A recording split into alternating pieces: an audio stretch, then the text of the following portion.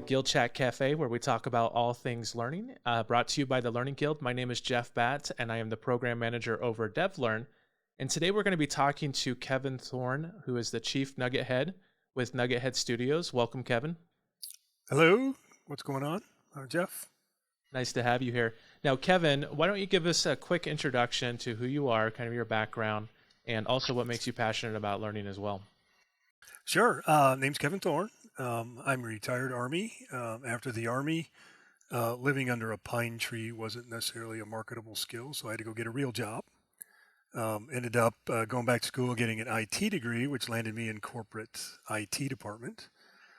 Was doing that for a few years, and then that transitioned over to the training department, which then led me to helping that company implement an e-learning program, implement their first LMS. I did that for about a decade, and then started freelancing, and I enjoyed freelancing because of the variety of types of work that I could do. Instead of corporate's always the same audience, the same sort of thing. So just to exhaust my own curiosity, I started freelancing. That lasted about a year, and then I ended up at two jobs at that time, and one had to go. So I left the corporate behind and started my own company. And as of April this year, will be 10 years. 10 years, wow. Yeah, so, and I love it. I mean, the drive, the passion, I love solving learning problems. I love working with clients, and we've got this problem. Can you help us out? Yeah, let's look at some areas and help them brainstorm an idea and then implement and design it and put it together. And then I love teaching too. I teach all kinds of online workshops, articulate storyline, Camtasia, visual design, what we're talking about today, visual literacy. And I also teach at the university at the graduate level. And I'm also a doctoral student at that same university. So I love learning and I love teaching. So you're very busy is what you're saying. Just a little bit. Just a little bit. All right, Kevin. So as you mentioned, we're going to be talking today about visual design and visual literacy, visual language. And this is what you're going to be talking about at the Learning Solutions Conference. That is Learning Solutions 2022, coming up on April 20th in Orlando, Florida. And first of all, high level, for someone who is brand new to this or have never heard that term of visual language, what would you say the visual language is, and what does that mean? Visual language is a language you already know and you use every day. Probably what we haven't learned is how to use that language in communicating. So to give you an example, when we drive back and forth to our different errands and things that we do, we identify and we visually recognize road signs, and those road signs have colors and shapes and they direct us. We look at milestones and different things, or rally points, if I call them, things we remember, like, turn left at the big yellow sign and that go down that for about till you feel like you've went about a mile, those sorts of things. That's at a high level, that's visual language, how we communicate visually. Another language that kind of ties in with that is body language. So if you have a teenager at home, you know that body language is probably a pretty prevalent language used around the house with teenagers. For sure. But we communicate with these visual languages. So what visual literacy is how do I communicate complex problems? How do I transcend universal, international, written and spoken language to a single language that everybody can communicate and understand? Now, are you kind of building off of the what people already know? So you talked about the left turn signs or like a stop sign or something like that. But those are kind of common things. Those are things that are built into us, like red means stop and things like that. Sure. Are you talking about taking that same type of concept and applying it to your learning courses? Yeah, exactly. So those are what we refer to as perceived affordance, right? So based on your exposure, your experiences, your culture, it's what you've been exposed to, and that's what you already know. So I don't have to teach you what a hexagon in the color red means. You know the message. So if I were to put that symbol or that visual in front of you, you know that means stop in your experience, in your culture. It changes internationally in different places. So what we're doing is taking these perceived affordances and then leveraging those, adding a little bit more to do sort of a narrative or a message or a communicate, like a dialogue of sorts. Another great example is the save icon. And I would argue some of our audience has probably never even used a floppy disk before, let alone seen the physical one. But yet we know that you see the image of a floppy disk, it means to save a document. So that's a perceived affordance. I don't have to tell you what that icon means because you already know what it is. And then that gets into iconology and what are the different icons and they mean and things like that. I remember hearing a story of a teenager went to their parents and took like a floppy disk, and they're like, "Oh, you 3D printed the save icon." Like, no, that's the actual floppy disk. But there was another one I saw too. It said it's like, "Oh, I really love the design of these new coasters." okay. So how does that help with? So you're talking about it. Okay, you're about to work on a project and you're working with different stakeholders.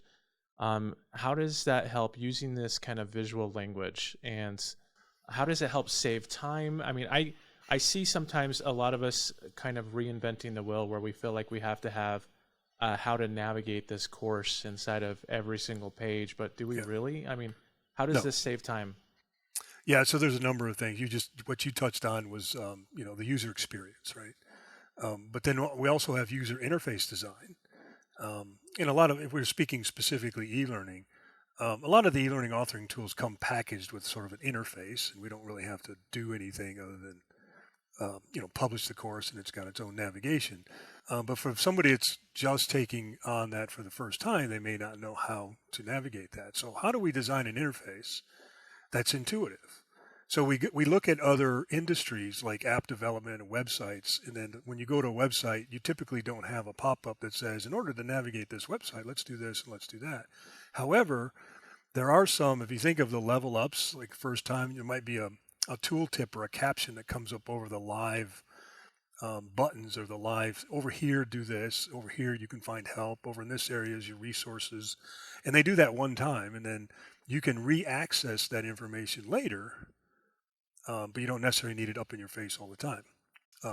So that's a design approach. So when we're communicating that design on the front end before production, before development, we can sketch these out. So at a very high level, think of tools like Visio and Mural and Miro and all these prototyping and these kind of brainstorming kind of design tools where we can kind of map out a high level path, a navigation path. That in itself is one way to visually communicate.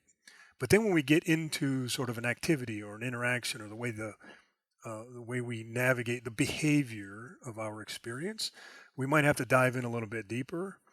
And then that's when these concepts and these ideas between visual language come in, where I can visually put a design in front of you and I can have that conversation where instead of just a Word document that we're going to do this, this, and this, I can visually show you what this interface is going to look like. I can show you that if you interact with this element, here's the behavior behind that interaction, and here's what you can expect to happen. And then having that conversation, then we can have a richer conversation about what's the expectations, and then secondly, when we get to production, there's no misunderstanding. Because we've already kind of seen it before we put it together. So that helps clear up some of those misconceptions that stakeholders might have initially. Oh, sure. Maybe they're thinking one thing and you're thinking something else. So you're saying that this visual language, like this shared visual language between you and the stakeholders, could help kind of clarify that, and so there's no misconception. Is that what I'm hearing? Yeah, that managing the expectations. I think we can say that we all have these great kickoff meetings. We got these great design meetings, and then everybody has their own perception of what that outcome is or what the output's going to be. And then we put something together. We publish the first alpha release, and then all of a sudden we've got all these design changes. Well, the idea of this visual sort of approach on the front end is to mitigate design choices after development. Obviously there's a few small changes that we'll make and edit along the way, but we don't want to have to take apart something to redesign it or rebuild it because it wasn't properly communicated on the front end. where everybody's expectations are met before we get to production.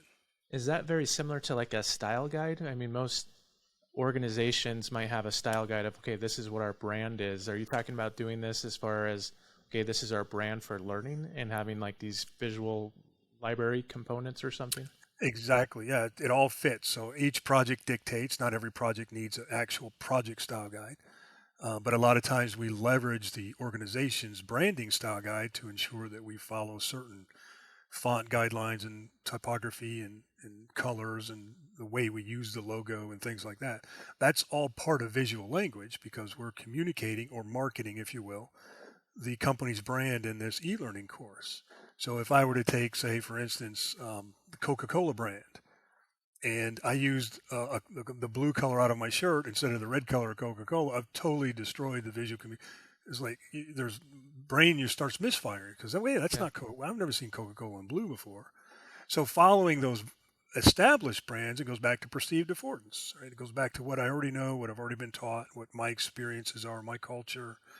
So we leverage as much as that as we can first, and then we can add on more. And then to your point, we start building a library of visual assets, either for global universal communication or specific to each project, depending.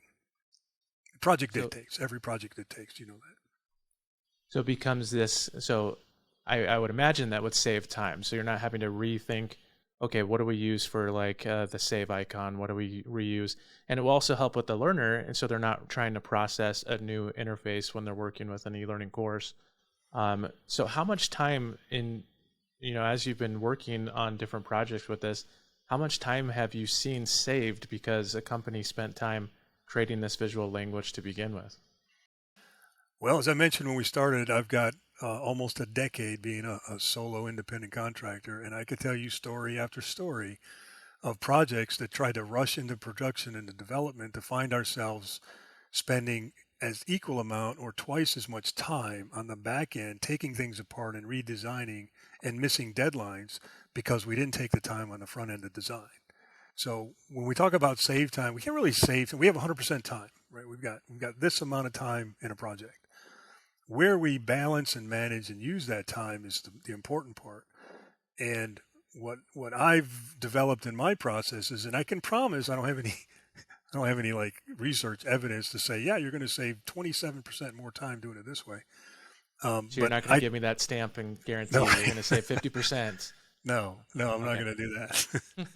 But I will tell you that let's for the sake of this conversation, let's say we start a project and we start designing, and then let's use 4 months, and we use 25% as a month.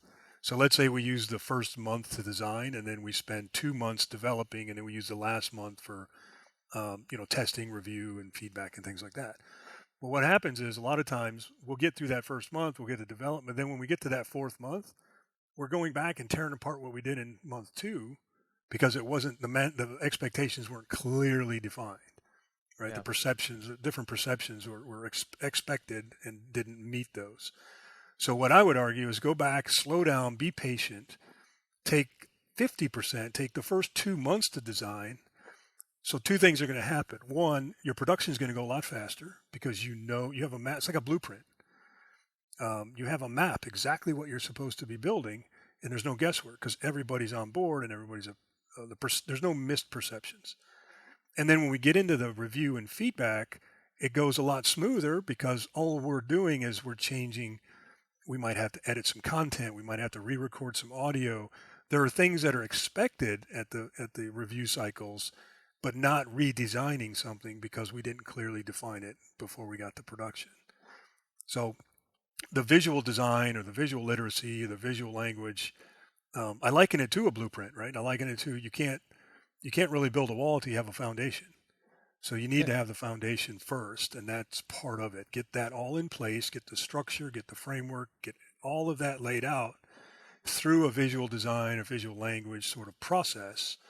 And then once you have the blueprint, I don't know, you build a house. Rarely do you see an architect on a build site, right? An architect designs, that's the instructional designer, hands it off to a contractor, that's the developer. The contractor hires a bunch of subcontractors, so maybe video, voice actors, graphic designers, but the architect's done, right? Yeah. But I mean, that's from a house building. If you just do the comparison, because a lot of us are doing everything, right? Designing and developing. But the hard part for me anyway. It's taken me a long. I still struggle with it. Is compartmentalizing what role I am at the time, what hat I'm wearing. So a lot of times I'll be in the design phase and I'll start thinking about stuff too far ahead, and I have to stop myself. Well, we're not there yet. You'll get there and you'll have plenty of time to explore and play around with those ideas, but don't take your focus off on where you need to be right now and stay on track. So don't rush the process and stuff, is what you're saying. Yeah, it almost makes me think of. But you can save a lot of time with it. Oh yeah. It makes me think of like even, helping the instructional designer think through some things visually too. I mean, I know of experience where, I was working with an instructional designer and we had a 4-tab interaction that they were going to work with. And they started to say, okay, well, tab 1 is going to have just 2 words. Tab 3 is going to have 5 words. Tab 4 is going to have like a whole sentence or something. And now, if they're not thinking of it visually on page, like on the Word document, it looks okay. I mean, it's just going to be a little bit longer. But what does that mean, and how does that translate into visuals for the page? So you're thinking, yes. So you're saying having this visual literacy or this visual language can help you kind of think through those things before you even reach the development phase. Exactly, because you're comparing the content, the written, like you were saying, and there's this funny thing is there's always one, right? You might have a set of 4 tabs, you might have a 6 or 7 choices, and there's always that one that wraps 2 lines, or there's one that's always that extra long sentence, right? So we have to manage real estate on screen. We have a given aspect ratio and a given design size, and then we have to put that design inside that real estate or that available amount of space. And if we have content that's sort of an outlier, we can lay that out visually and say, okay, this is going to take up, 200 pixels wide where all of these others only take up 80 pixels. Is there something we can do here? Change this. Can we use an actionable word, or is there some other thing, we can do to rename that, or maybe add a few more words to these to kind of balance it out? But we can draw that out and kind of explain it. What then leads to some of the more complex interactions, helps you think through that and then do a quick prototype. And then show them, not only the visual, but also the interactive behaviors behind. Here's what happens if we do this. Here's a couple of alternate ways to do the same thing, but it looks a little bit differently. And then we kind of nail that down as a model and then repurpose that model. It goes back to the save icon, right? Once you build a model, let's say a tabbed interaction, once we get the behaviors down, how they display, how the buttons work, all of the behaviors, the experience, not the content, just the experience. And then once we agree on that, then what I recommend is if we're going to do another one like this in this same course, we'll use the same model. Because what we're doing is we're teaching the learner how to interact with this interaction or this activity. If we redesign the activity just to change content, then we have to reteach them how to behave, how the next interaction behaves. So unless there's added value to redesign an entire activity, then why don't we just repurpose the same model? We only have to teach the learner how to use it one time, and then I can repurpose it, half a dozen times later. And we're changing the content, changing maybe the graphics and different things, but essentially the behaviors don't change. And we see that with app design, we see that with website design, we see that in other, on-screen or tablet, smartphone interactions. Yeah, I mean, if you look across Apple apps or something like you said, or Android apps, a lot of the same user interface elements in there, a lot of the same kind of, or if you're going to use an accordion, those typically are the same across the board as well. Yep. So yeah, that helps. Number one, I think will help speed up the development, but number two, it will also help, like you're saying, with the cognitive load of the learner, so they're not having to relearn how to use this interaction or how to work with this e-learning course. Well, also it's smart for you as the developer or the designer too, because if you're designing a new interaction or activity for a new client or a new customer, and you get it working and all the behavior, everything's fine, you repurpose it in that project. Well, you're building your own library as well. You're building your own template library. So the next project you come up with and it calls for a similar activity, saying, oh, I don't have to rebuild that. I've already built it. Let me show you. It's already a successful. So then you start building your own library, and then over time, you become more efficient in your projects. So how does the library, if you're working and you're saving these templates and building your visual library, how does that change? I mean, some people, I think the initial reaction is, well, I don't want to reuse the same thing over and over. How would I change it from one client to another client if I'm working with several different clients? Well, then we start getting into true template design, because that's what a template is, right? A template is just a sort of a bare bones framework, and then you skin it with different looks and feels based on the use case of that template. But as you start building your library, then you can build. I've got a similar drop down accordions and different things that I've built, and I've skinned them such a way that I can quickly change the color theme of the overall project, and that whole interaction changes with that new color theme. So I've set it up that way and again, it's about planning and strategy and setting up your own efficient workflows. A little bit outside of the visual design start, but it all kind of links and touches together. But if you're going to do all of the design work on the front end, and you want to manage the expectations, so the next time you get into a next project and you have a similar conversation, you can have that same conversation. You already have a prototype built. So all the time, let's say it took me half a day to go through that process with you at the beginning of a project. And it works, it's successful, I've saved it off, I've got all the documentation. So 6 months from now, I get another project from another client, and now it only takes me hour and a half, 2 hours to do the same process, because half of that work was already done. And I went through that sort of process of visualizing behaviors and expectations and the overall experience. And even if you're working within an organization, I would see, that's still saving time as a learning and development group, that you're not having to reinvent the wheel every single time. That when you create a new course, you already have kind of this visual library to pull from and to just reskin, basically. All of this ideas that I'm using now, or what I'm going to be talking about at Learning Solutions, it started back in corporate. When I was sitting in one of those chairs in a cubicle farm, and it was just this massive demand of my time, all the time. There's 13, 14 projects any one given time. And myself and the team that I worked on, we knew we had the skills, and we knew we could put out the quality. We just didn't have the time because of the pressure of getting things done. So we always ended up either doing half the quality just to meet the deadline.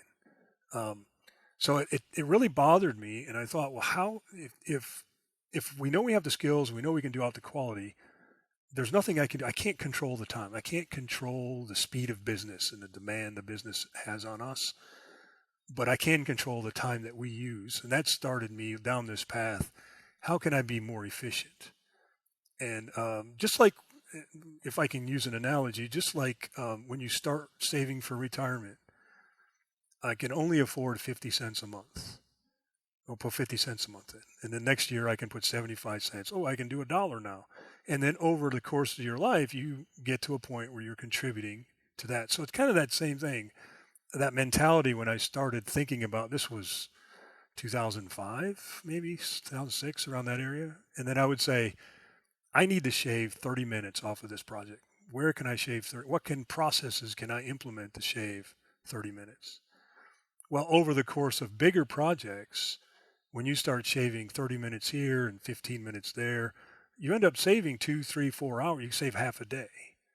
Then as you get better and more efficient at it, when a project 10 years ago might take you 3 months, now you can knock it out in 6 weeks, because you've got processes and efficiencies put into place. And it all starts with the visual storyboarding, where I've collected and I'll show this at Learning Solutions, a library of visual icons that represent what certain interactive screens would look like. What does a multiple choice question look like? What does a tabbed interaction look like visually as an icon.